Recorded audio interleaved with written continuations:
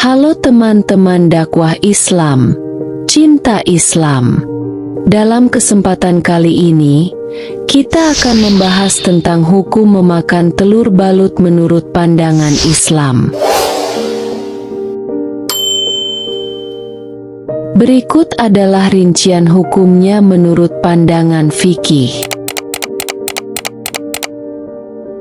1. Jika telur masih dalam bentuk cair atau setengah jadi, belum berbentuk jelas. Jika embrio dalam telur belum berbentuk hewan yang jelas, misalnya masih berupa cairan atau gumpalan darah, maka hukumnya halal, sebagaimana telur pada umumnya. 2. Jika embrio sudah berbentuk jelas sebagai anak ayam atau itik. Jika embrio dalam telur sudah berkembang menjadi janin dengan bentuk hewan yang jelas, memiliki paruh, bulu, atau tulang, maka hukumnya haram, karena telah menjadi bangkai. Dalam Islam, semua bangkai, hewan yang mati tanpa disembelih sesuai syariat, diharamkan untuk dikonsumsi, kecuali yang memang dikecualikan, seperti ikan dan belalang. 3. Dalil dan pendapat ulama tentang hukum makan telur balut. Dalil tentang bangkai dalam Al-Quran. Allah Subhanahu wa Ta'ala berfirman dalam surah Al-Maidah ayat 3. Diharamkan bagimu memakan bangkai, darah, daging babi, daging hewan yang disembelih atas nama selain Allah. Dari ayat ini, jelas bahwa bangkai hewan yang mati tanpa penyembelihan yang sah diharamkan dalam Islam. Jika embrio dalam telur sudah berbentuk hewan dan mati di dalam cangkangnya, maka ia termasuk bangkai dan tidak boleh dimakan. 4. Hadis tentang kaidah dasar makanan halal. Rasulullah bersabda, apa yang halal itu sudah jelas, dan apa yang haram itu sudah jelas. Dan di antara keduanya ada perkara-perkara yang syubhat, meragukan, yang tidak diketahui oleh banyak orang. Maka barang siapa yang menjaga diri dari perkara syubhat, berarti ia telah membersihkan agama dan kehormatannya. Hadis riwayat Bukhari dan Muslim. Dari hadis ini, jika seseorang ragu-ragu apakah telur balut yang akan dimakan masih halal atau sudah menjadi bangkai, maka lebih baik meninggalkannya demi kehati-hatian. Pendapat ulama fikih. Mazhab Syafi'i dan Hanafi menganggap bahwa embrio dalam telur yang sudah berbentuk hewan masuk dalam kategori bangkai dan tidak boleh dikonsumsi. Mazhab Maliki. Beberapa ulama Maliki membolehkan makan embrio dalam telur jika hewan itu mati dalam kondisi masih berada dalam cangkangnya.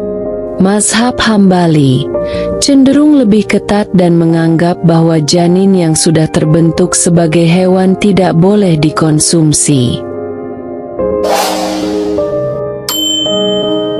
Adat dan budaya versus hukum Islam. Di beberapa negara seperti Filipina, Vietnam, dan sebagian wilayah Indonesia, telur balut dianggap sebagai makanan tradisional yang bernutrisi tinggi. Namun, dalam Islam, adat dan kebiasaan tidak bisa menghalalkan sesuatu yang haram. Kaidah fikih mengatakan, adat kebiasaan bisa menjadi hukum, tetapi tidak bisa menghalalkan yang haram atau mengharamkan yang halal. Alternatif makanan yang halal. Jika seseorang ingin mendapatkan manfaat gizi dari telur balut tetapi ingin tetap menjaga kehalalan makanan, berikut beberapa alternatifnya. 1. Telur ayam atau bebek biasa, sumber protein yang halal dan mudah diperoleh. 2. Telur asin, makanan khas yang juga berbahan dasar telur bebek, tapi tanpa embrio. 3. Telur rebus atau setengah matang menawarkan tekstur yang mirip tanpa unsur syubhat. 4. Daging ayam atau bebek yang disembelih secara syar'i menawarkan nutrisi serupa tanpa keraguan kehalalan. Dalam Islam, menghindari makanan yang meragukan lebih dianjurkan daripada mengambil risiko mengonsumsi sesuatu yang haram. Rasulullah bersabda, "Tinggalkan apa yang meragukanmu kepada apa yang tidak meragukanmu." Hadis riwayat Tirmidzi dan An-Nasai. Jika masih ragu dengan hukum makan telur balut, sebaiknya meninggalkannya dan memilih makanan yang sudah jelas kehalalannya.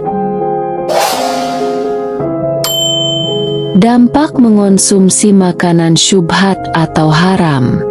Dalam Islam, makanan yang kita konsumsi tidak hanya berdampak pada kesehatan fisik, tetapi juga mempengaruhi kesucian hati, akhlak, dan diterimanya ibadah. Berikut beberapa dampak jika seseorang mengonsumsi makanan yang syubhat atau haram, termasuk telur balut yang sudah berbentuk janin. 1. Doa dan ibadah bisa ditolak. Rasulullah bersabda, "Sesungguhnya Allah itu baik dan tidak menerima kecuali yang baik. Dan sesungguhnya Allah memerintahkan kepada orang-orang mukmin sebagaimana yang diperintahkan kepada para rasul." Allah berfirman, "Hai Rasul-Rasul, makanlah dari makanan yang baik-baik dan kerjakanlah amal yang saleh." Hadis riwayat Muslim. Dalam hadis lain, Rasulullah menyebutkan kisah seorang yang berdoa kepada Allah, tetapi doanya tidak dikabulkan karena makanannya berasal dari yang haram. Hadis riwayat Muslim. 2. Hati menjadi keras dan sulit menerima kebaikan. Makanan haram bisa menyebabkan hati menjadi keras, sulit menerima nasihat, dan menjauh dari keberkahan. Orang yang terbiasa mengonsumsi sesuatu yang haram atau meragukan akan sulit merasakan ketenangan dalam ibadah. 3. Mengurangi keberkahan hidup. Islam mengajarkan bahwa keberkahan dalam rezeki sangat bergantung pada kehalalan sumber makanan. Untuk semua sahabat dakwah Islam cinta Islam, jangan lupa share, komen, like dan subscribe. Sampai jumpa.